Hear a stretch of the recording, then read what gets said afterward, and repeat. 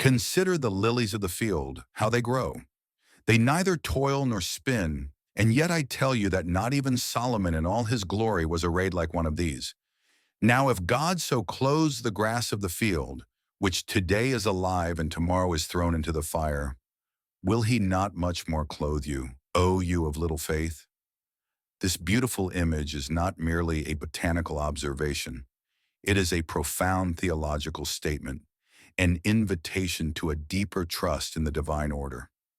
The worry that consumes our minds is often an invisible burden, a self-imposed shadow cast over the present moment. We fret over tomorrow's troubles, attempting to shoulder a weight that is not yet ours. And in doing so, we rob ourselves of the peace that is available today. This ceaseless mental exertion, this turning over of hypotheticals, is a spiritual drain that yields no practical benefit. Can the anguish of the mind rearrange the past or dictate the future? No, it can only poison the serene acceptance of the now, which is the only moment in which we truly live and act. The essence of this spiritual injunction is not a call to careless apathy, but to a radical reliance on the goodness and foresight of the Creator. To worry is, in a subtle but profound way, to suggest that God has somehow overlooked a detail, that the grand sweeping plan of providence has a flaw that only our anxiety can compensate for. It is an act of intellectual hubris, a quiet attempt to take the managerial role of the universe onto our finite, ill-equipped shoulders. The vast tapestry of creation unfolds not by our nervous machinations, but by an eternal will that sustains the stars in their courses and guides the path of the smallest sparrow. True piety lies not in ceaseless, self-inflicted concern, but in the humble acknowledgement that we are a part of this unfolding design.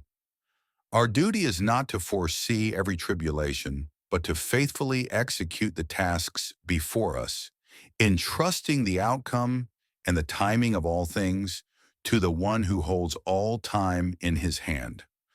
When we give in to worry, we are essentially exchanging the gift of the present moment for the torment of an uncertain future. This trade is always a loss.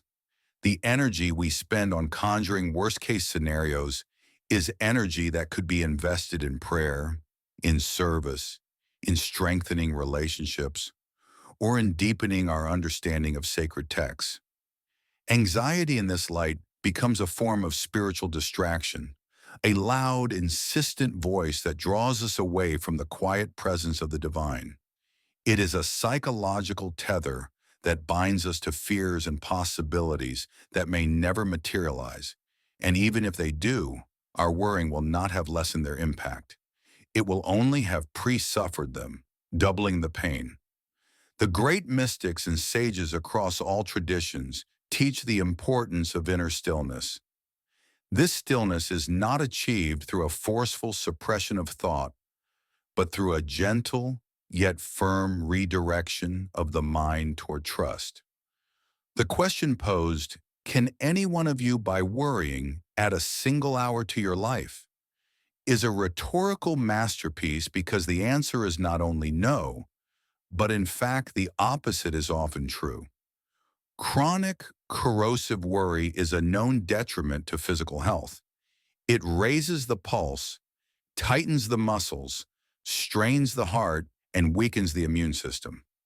It does not prolong life, but rather by depleting our vital spiritual and physical resources, it subtly diminishes the quality and potentially the longevity of our earthly journey. Therefore, the spiritual command to abandon worry is not a gentle piece of philosophical advice. It is a practical imperative for a flourishing life. It is an instruction on how to safeguard the vessel of the body so that it can serve as a suitable instrument for the soul's mission in this world. To cast off worry is to choose health, not merely as a physical state, but as a complete integration of body, mind, and spirit under the guidance of faith. Consider the practical utility of a faithful resignation versus the futility of an anxious resistance. When faced with genuine difficulty, a serious illness, a financial reversal, a loss, our worry does not provide the solution. It merely complicates the path to finding one. Faith, on the other hand, gives us the strength and composure to assess the situation clearly and to move forward with courage. It grounds us in the knowledge that even in the darkest valley, we are not walking alone. This is the great promise of religious life. Not that we will be sheltered from all suffering, but that we will be sustained through every trial. Worry is the mind's attempt to control the uncontrollable. Faith is the heart's peaceful surrender to the wisdom of the ultimate controller. It allows us to distinguish between our responsibility to act rightly in the present and the Creator's domain, the ultimate dispensation of all events. The scriptural example of the birds of the air, who neither sow nor reap nor gather into barns, and yet are fed, serves as a divine parable. It is not an argument for idleness. Humans are given the capacity for reason and labor. We are called to be stewards of the earth, to work, to plan, and to save. But there is a crucial difference between thoughtful planning and obsessive worry. Planning is a proactive, present tense activity rooted in faith and prudence. It is an alignment of our human effort with divine possibility. Worry, by contrast, is a passive, future tense obsession rooted in fear and distrust.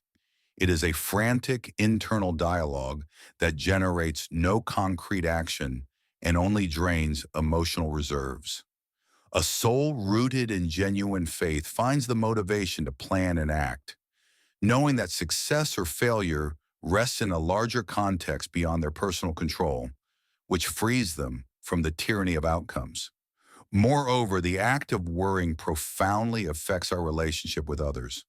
An anxious mind is often a preoccupied mind, unable to fully attend to the needs and joys of those around them. Worry builds a wall, a kind of self-absorption that makes us poor companions, poor listeners, and less capable of offering comfort. The command to cast all our anxieties upon the divine is thus also a social and communal instruction. When we release the burden of worry, we become fully present for our neighbors, our family, and our community, able to receive their love and to offer our own in return. The peace that comes from trust is contagious. It is a light that shines forth, offering a quiet assurance to those who are also struggling under the weight of their own future fears.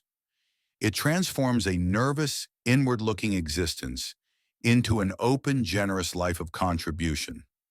Therefore, let the answer to the profound query be a guiding principle.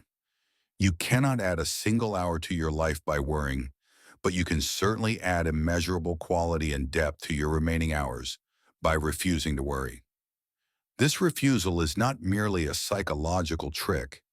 It is an act of deep religious piety, a testament to the sovereignty and goodness of God. It is a daily decision to trade fear for faith, to exchange the illusion of control for the liberating reality of divine providence. Let us then seek first the kingdom of God and his righteousness, and all these things shall be added to us. Let us live fully in the sufficiency of each day, trusting that the power which sustains the cosmos is surely sufficient to meet the needs of our own small lives now and forevermore.